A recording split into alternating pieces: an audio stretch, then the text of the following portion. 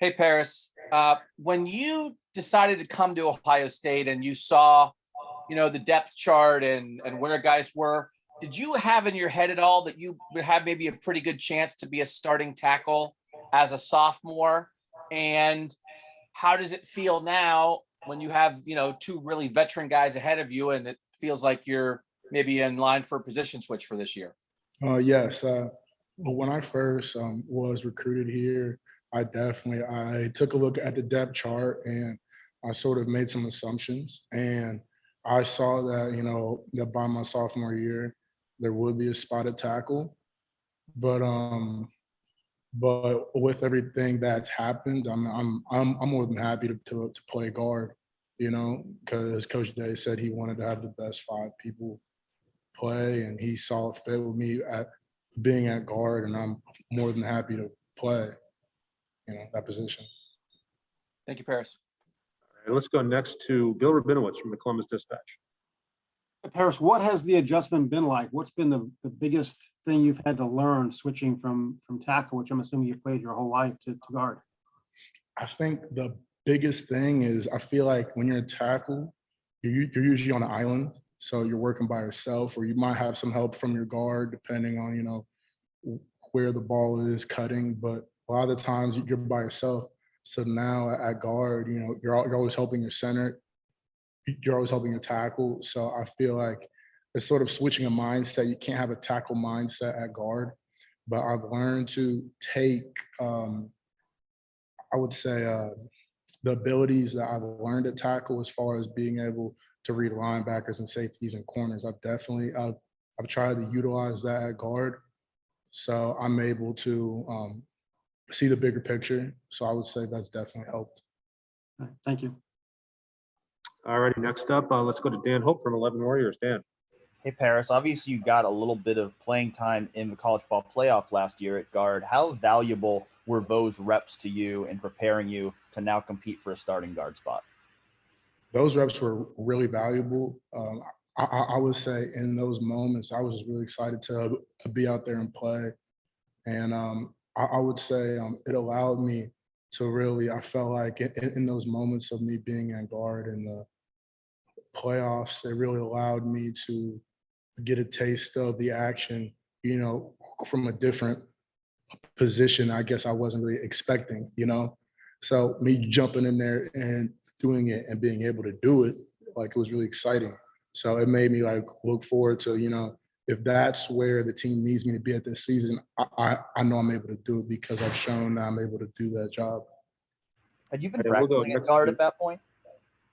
Okay, can you repeat that? Had you been practicing at guard at that point?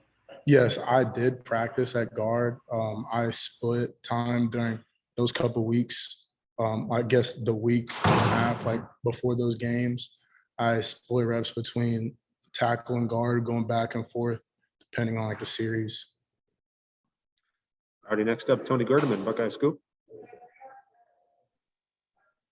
How difficult is it to say you're a left tackle, but then you go play right guard? How difficult is it to learn the hands and just going from left-handed to right-handed for you? I would say being able to switch from left guard to right guard seems pretty seamless. I feel like because if anything, you're just flipping the protection or the call in your head. And then since you have your hand down, I feel like the balance and the stance is relatively the same. That's why I feel like it's pretty easy to go from left to right in terms of guard. I feel like a tackle is different for sure, but I feel like for guard, it's the same. So I feel like it wasn't that bad. All righty, let's go next to Nathan Baird, Cleveland.com. Yeah, Pierce, kind of going back to the question Doug asked you, but we talked to Thayer a while back in the spring, and he said that he had been kind of talking to you while he was going through that decision-making process, that sort of stay or go process. What kind of feedback did you give him when he was kind of talking about that or asking you questions about it? And was it hard to kind of maybe set aside your own thoughts of where you wanted your career to be at this point while he's talking about, hey, I might be coming back and playing that spot that you kind of had your eye on? I feel like that just speaks on the brotherhood that that goes on here, because obviously Thayer knew where my mindset was at. But I feel like, for him to come to me and he kept it real with me and he was telling me his thoughts on coming back and he asked me, what were my thoughts on it? And, and I was telling him, I was like, at the end of the day, most important thing is, and, which we agreed on, which he brought up was, him getting his degree and then being able to go the highest that you can when you leave this place, to maximize that opportunity. And we agree, for me personally, I told him just to pray on it and go and do what, where he felt peace. And then that should be the decision. He said he felt peaceful coming back. So I told him, you shouldn't go against that feeling. So I was all for it. He felt excited about it. He had peace about coming back and, having a great season. So I was excited about it. All righty, we'll do two more because we got Nick Petit Frere waiting for you. First one to Bill Landis. Bill.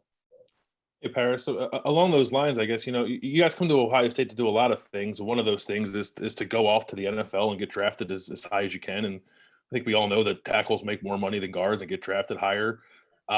Did that enter your mind at all when you were entertaining the idea of possibly moving to guard about what it could mean for your future? Or are you just confident that, you play at guard and then eventually you get to tackle and it can all still kind of happen for you? So right now, I feel like the biggest opportunity that I have at starting in guard is that I get to show versatility. And I feel like that adds a lot of value. And I feel like next season I will have the opportunity to play at tackle. But right now it shows that I have the versatility. And I feel like the biggest thing now, I'm not draft eligible after this season. So if any, my biggest thing this season and next season is what does the team need, so we can get to where we want to be at. Because I feel like, because like when you're when you play professional football, you can't just, unless you're a veteran guy, you can't just be, I'm just a left tackle. I'm just a right tackle. If somebody goes down, you're going to need to be able to play tackle and guard, left and right in the league with the amount of people that travel. So I feel like if anything, this is just preparation to be able to just move around and be flexible. And I feel like the league would appreciate that when it's time. So. All righty, and last question for Paris. We'll go to Brendan Gulick, Buckeyes Now in SI. Paris, I was just wondering of the, veteran guys that are in your room, who's had the biggest impact on you and what that's been like for you here this spring? I would definitely say Nick Petit for sure has definitely had the biggest impact on me this spring because, with me and him playing next to each other, just building that relationship and building that, that bond on the field because, that's what he had with Wyatt Davis last season. And then as you get to play that guard and tackle combination, you start to get a feel for how you both play. And I feel like we've definitely been building that this spring.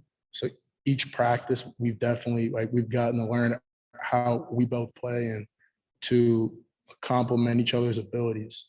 So I've definitely said that time that I've spent with him has definitely been beneficial. Awesome, Paris. Thank you very, very much for your time. And